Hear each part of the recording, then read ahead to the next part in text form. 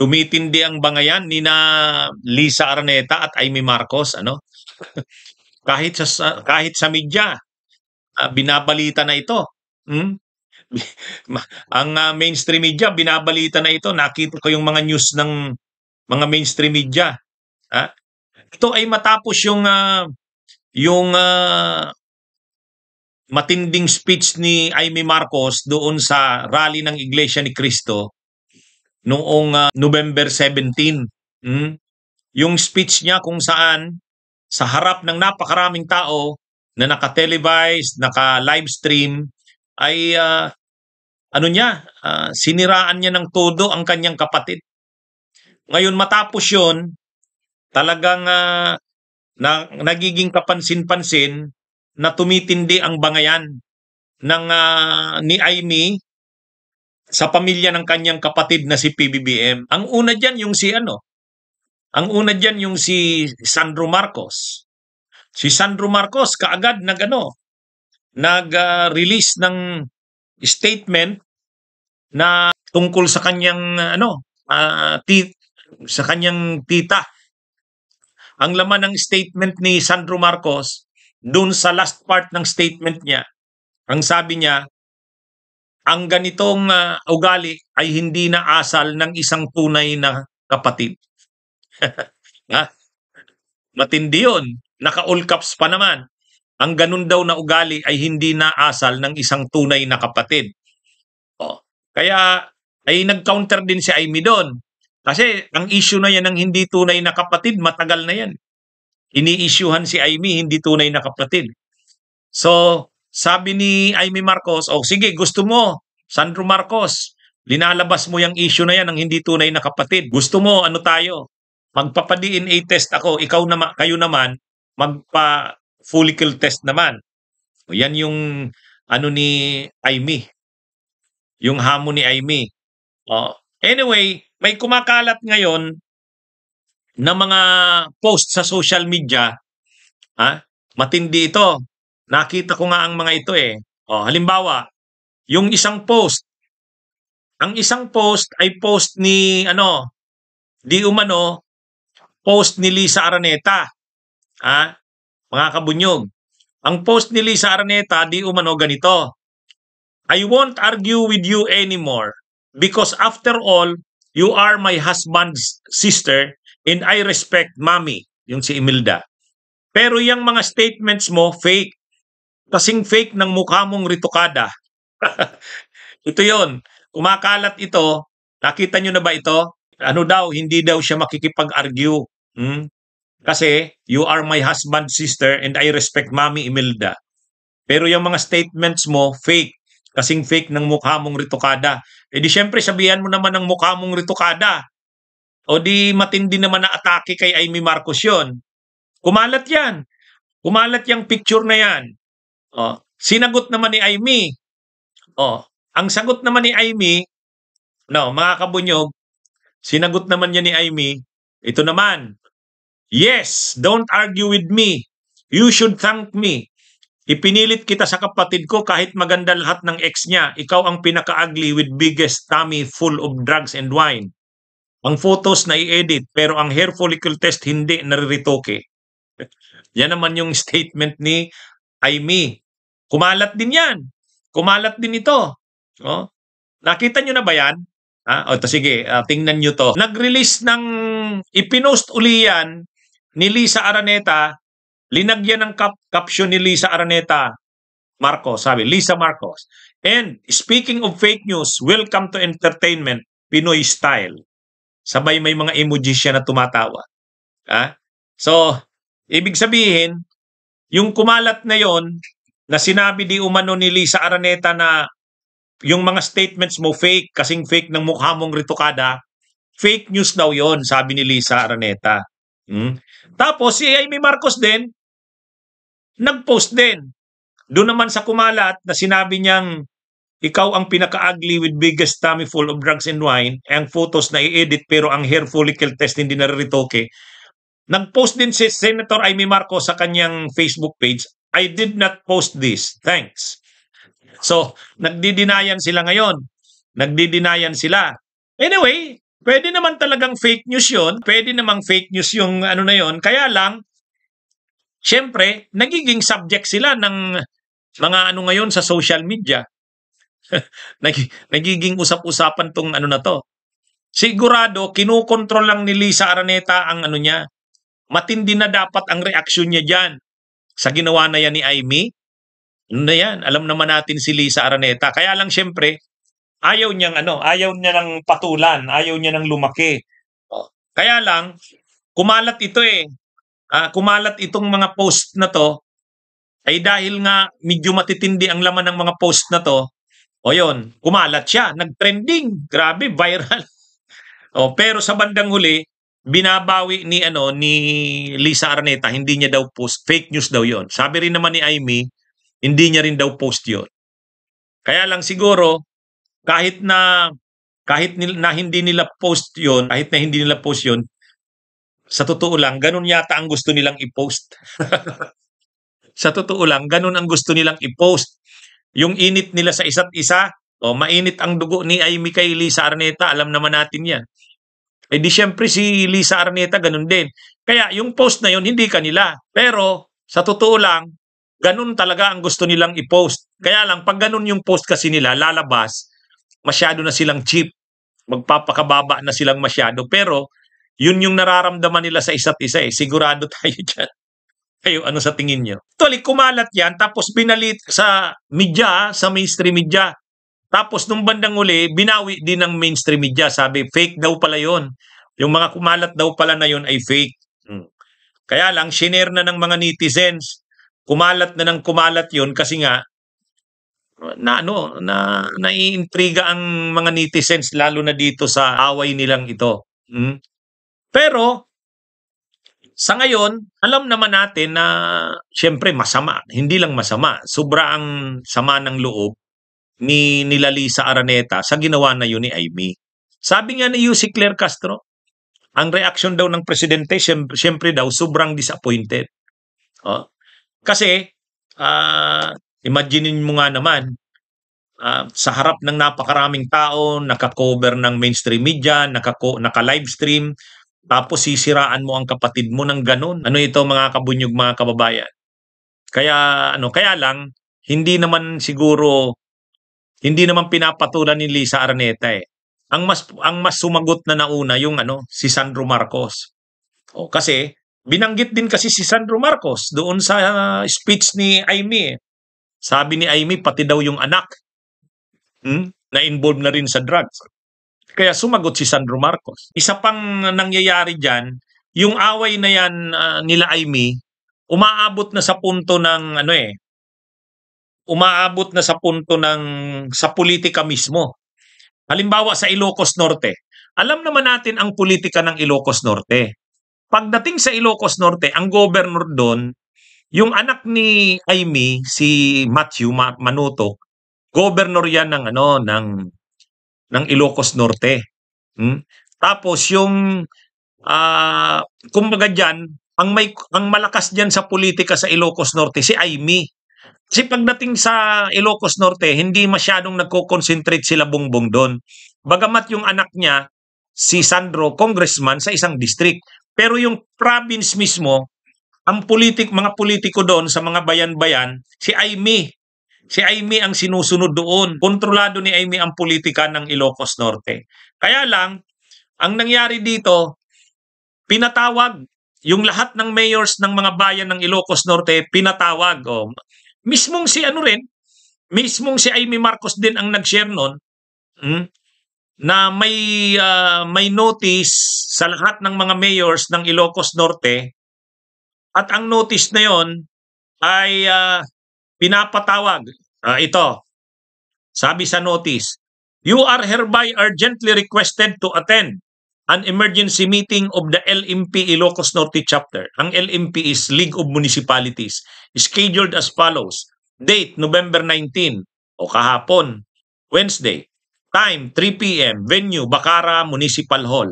Your immediate presence and full participation are critically important. We will be addressing highly important urgent matters that require the unified and prompt action of all member mayors. So, ibig sabihin, nararamdaman na ito ni Amy. Nararamdaman niya na yung mga mayors ng municipal mayors ng Ilocos Norte na dati ay hawak niya, pinapatawag na. Pinapatawag na. Kaya may post nga si Amy Marcos sa kanyang Facebook page. Sabi niya, sa aking mga minamahal na Ilocano, ngayon pa lamang ay nauunawaan ko na kung may mga gagawin kayo para hindi kayo mapag-initan. Huwag niyo akong alalahanin. Alam natin at ng Ilocano ang buong katotohanan, ng Ilocos ang buong katotohanan. Ang hiling ko nga na lamang ay mag-iingat kayo. Pangalagaan niyo ang inyong sarili at nasasakupan mula sa palasyo at kay Sandro. Kaya ito ni Mana. Pangalagaan niyo ang inyong sarili at nasasakupan mula sa palasyo at kay Sandro. Kaya, mga kabunyog, mga kababayan, nararamdaman na ni Amy na dati kasi, hinahayaan lang syempre nila Bongbong, nila PBBM, si Amy na parang pagdating sa Ilocos, sa kanya na yan, teritoryo niya na yan. Kaya nga yung anak ni Amy, governor. Dati, si Matthew. Pero kasi nga, ang mga mayors, kumukuha sila ng kumpas kay Amy. Pero ngayon, na magkaaway na ang magkapatid, lantara na dahil nga dyan sa ginawa na yan ni Amy, syempre, kung gagawin din nila Sandro Marcos at nila PBBM, hahawakan na yung mga mayors ng Ilocos Norte. So sa susunod na eleksyon, malamang wala nang kung makakalaban na mismo Marcos versus Marcos. Malamang Marcos versus Marcos na yan. Kung pipilit na tatakbo si Matthew Manutok, yung anak niya, lalabanan na yan. Magmamanok na sila PBBM at saka sila Sandro. Aalisin nila yan. Sigurado makakaramdam ngayon si Amy ng higpit sa politika. Ngayon kasi kahit papano, hindi naman siya kinakalaban nila PBBM doon sa Ilocos Norte kasi parang hindi sila magkasundo pero civil.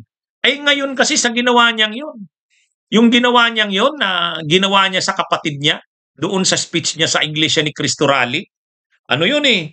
Talagang lantaran na deklarasyon yan ng paglaban sa kanyang kapatid. Ay presidente yan. Presidente yan. Kaya makakaramdam talaga si Amy ng hirap niyan sa 2028 elections. Pwedeng yung anak niya, hindi na yan mananalo. O kung mga mayors na sasama kay Amy, mahihirapan na yan. At ngayon nga, nararamdaman na ni Amy, siya rin ang nag-post noon. Nasabi niya dun sa mga mayors, naiintindihan ko kayo, huwag kayong mag-alala sa akin, kaya ito ni Mana. Parang alam niya na yung mga mayors, sasama yan kila PBBM saka kay Sandro Marcos. Kasi presidente yan eh. Kaya mga kabunyog, mga kababayan, dapat nakita rin ni Amy Marcos yan. Ang politika ng Ilocos Norte maiiba na ngayon. Kung dati, ang politika ng Ilocos Norte ay Marcos, ibig sabihin, sulit sila yan, isang pamilya. Sa ngayon, mahahati na yan, Marcos versus Marcos. Kung pipilitin ni Amy na patbuhin yung anak niya, baka hindi na yan manalo. Kasi syempre, nanalo lang yung anak niya kasi sa suporta ng pamilya Marcos. Pero ngayon, itatarato na yan si Amy, yung anak niya at saka yung mga politikong sasama kay Amy na kalaban ng nila Marcos, nila PBBM. Mararamdaman niya. Itong patawag ng meeting na ito kahapon, shinare din mismo ni Amy yan. Siya rin ang nag-share na may meeting daw ang mga municipal mayors ng Ilocos Norte. Very urgent matter. Alam na kung para saan yon. Maninindigan yung mga municipal mayors ng Ilocos Norte para kay PBBM at kay Sandro. Iitsapwera na yan si Amy doon. Makakaramdam na siya ngayon. Kagagawan niya rin yan eh. Kagagawan niya rin yan.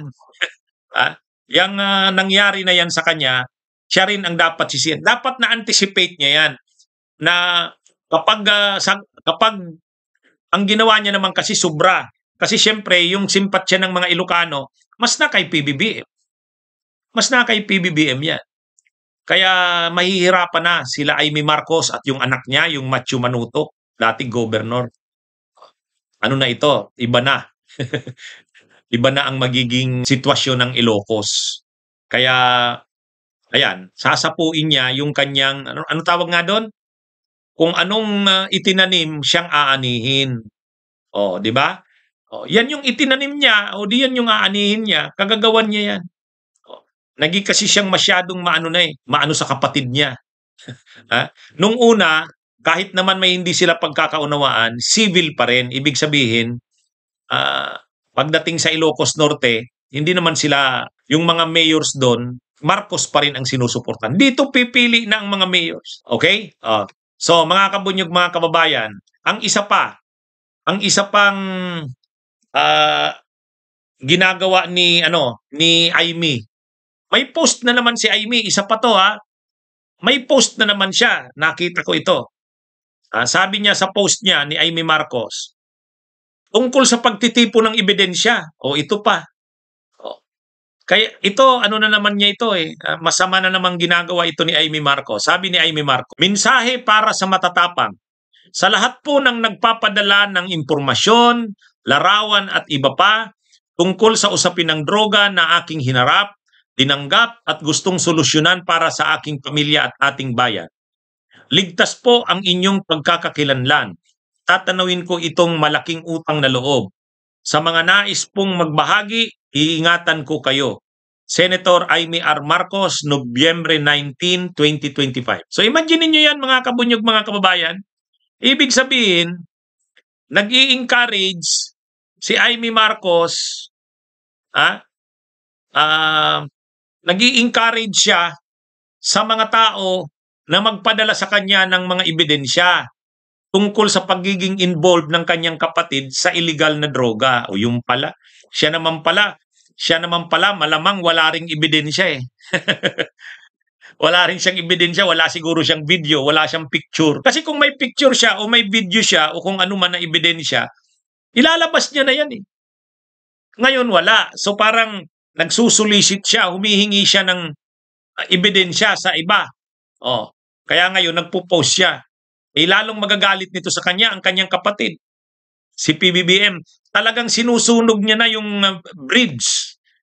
Wala na siyang gustong itirang bridge o tulay sa kanila, ng kanyang kapatid, si PBBM.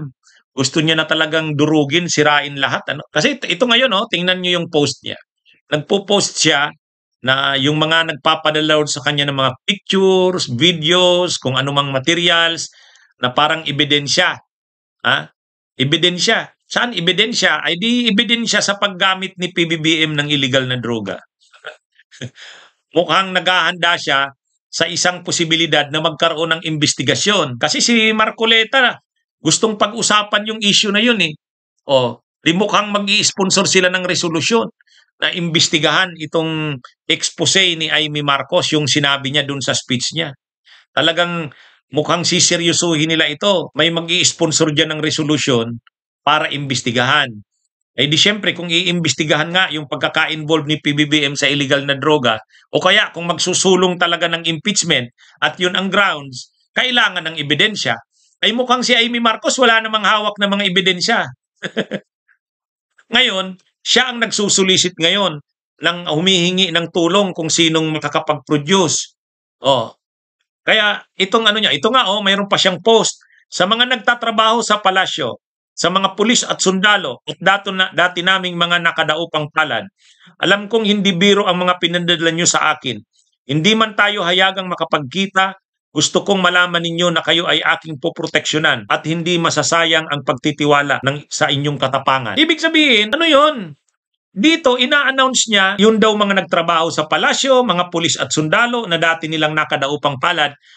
Parang siya, ang pinapalabas ni Aimee Marcos dito sa post niya, kung yung mga nagtrabaho sa palasyo, pwedeng katulong or anuman, mga staff ng palasyo, tapos mayroon silang prueba na si PBBM ay gumagamit ng illegal na droga. Tapos yung mga sundalo na na-assign doon, PSG siguro. Humihingi siya ngayon, napadalhan siya noon. Bakit niya hinihingi yon? Posibleng magkaroon ng impeachment. Nagsabi na sila, dating Congressman Jing Paras, magsusulong daw sila ng impeachment. Ang isa sa grounds, yung tungkol sa paggamit ng illegal na droga na na-trigger nung speech ni Aimee. Pero si Amy kasi pwedeng wala ring ebidensya. So, fishing for evidence. Matindi itong ginagawa na ito ni Amy. Matindi ito. Dinadaan niya lang sa mga nagpadala sa akin ng ganito ganyan. Mga kabunyog, mga kababayan, malala na itong si Amy. Imagine ninyo, magpuproduce ka ng ebidensya para gamitin sa kapatid mo. Yan yung malinaw dito eh. Ako ganyan ang ko. Kayo, anong kuha nyo dito sa post na ito ni Amy? Malala kasi nag-warning na, nag-announce na sila, yung mga DDS, sila dating Congressman Jing Paras, saka si Attorney Manuelito Luna, magsusulong daw sila ng impeachment laban kay PBBM. Mula doon sa unang yung sinabi ni Saldico na insertions. Pangalawa, yung speech ni Amy. Ang problema, yung speech ni Amy, speech lang yon. Wala namang ebidensya.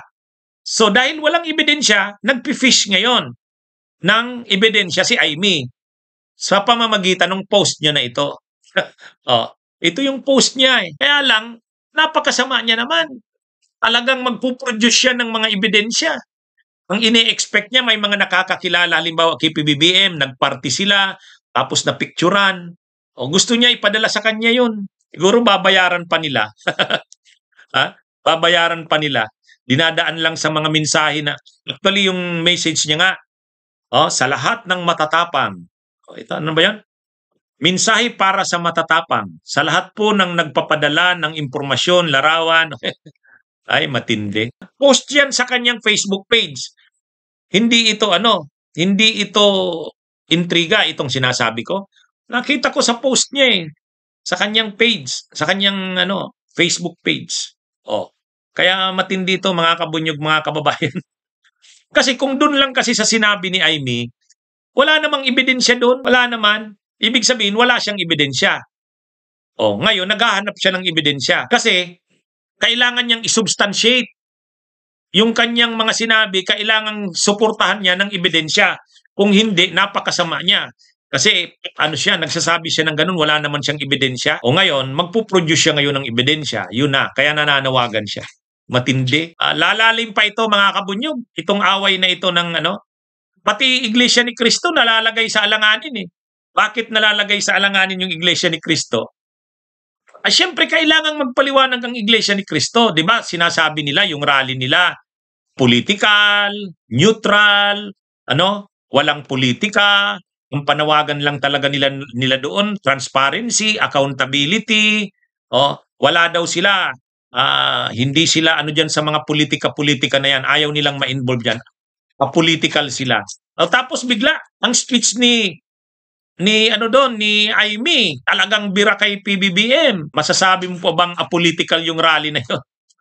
Tapos pagbaba pa ni Amy, ayan, ginanyan pa ni Marcoleta. Tapos yung mga matataas na officials, matataas na ministro ng iglesia, tuwang-tuwa. Parang support doon sa mga sinabi ni Amy. Nakuha yun sa TV eh. Nakuha yun sa TV na sa mga nagla-live stream nung rally. Na pagbaba ni Amy, tinapik-tapik pa siya ni Marcoleta, kinamayan siya ng mga matataas na officials ng INC. Parang kinongratulate pa siya sa kanyang mga sinabi. Kaya nalalagay ngayon ng INC. Pero nagsabi naman si yung tagapagsalita nila spokesperson sa Bala, sabi niya, ang usapan talaga, ang topic lang dapat sa ganun lang daw, transparency, justice, peace, accountability. Kaya lang, lumabas daw si pinag-usapan si Amy. Inamin naman nila yun. Bunyog, halikan na kasama ka. Bunyog, kapag buklod ay may pag-asa. Luzon, Visayas, Mindanao, isa ang pananaw. Sa bagong Pilipinas ang bunyog isisigaw. Bunyog, bunyog.